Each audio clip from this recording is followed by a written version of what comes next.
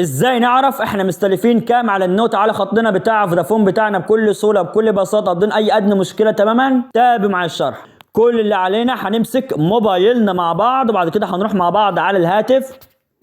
شريط التنقل، رجوع، شاشة الهاتف، هنخش عليه بالشكل ده.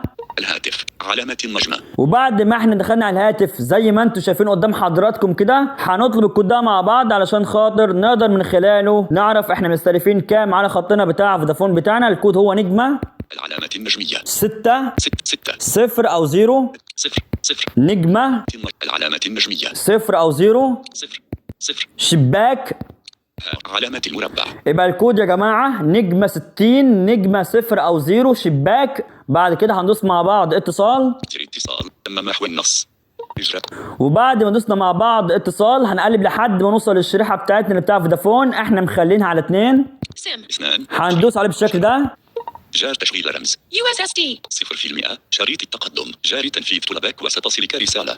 موافق، زر. بمجرد ما احنا دوسنا اتصال على الشريحة بتاع فودافون بتاعتنا راح جايب لنا قدامنا مربع حواري وهو ظاهر قدامكم على الشاشة بتاعت موبايلكم، وبيقول لنا فيه جاري تنفيذ طلبكم وسوف تصلكم رسالة اهو. جاري تنفيذ طلبك وستصلك رسالة. بيقول لي في المربع الحواري مكتوب فيه جاري تنفيذ طلبكم وسوف تصلك رسالة. احنا هندوس موافق. موافق، زر. الهاتف، سر اتصال. بمجرد ما احنا دوسنا موافق كده خلاص تم اخفاء مربع الحواري من على الشاشة بتاعت موبايلنا، وكمان جاتت لنا رسالة بالتفاصيل هنروح ونشوفها مع بعض. شاشة الرسائل. مزيد من فودافون 9:46 صباحا. استهلكت 0 جي متاح لك لاستخدام خدمات شكرا عنوتة. اتفعل رندا كل منا 11 رسالة غير مقروءة.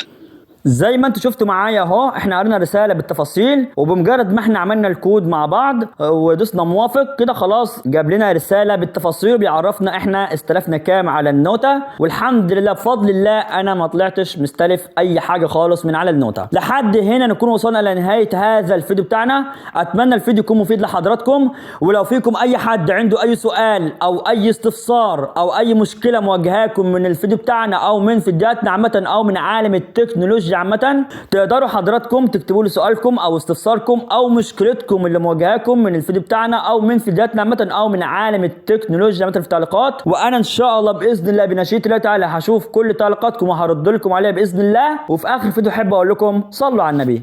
شريط التنقل،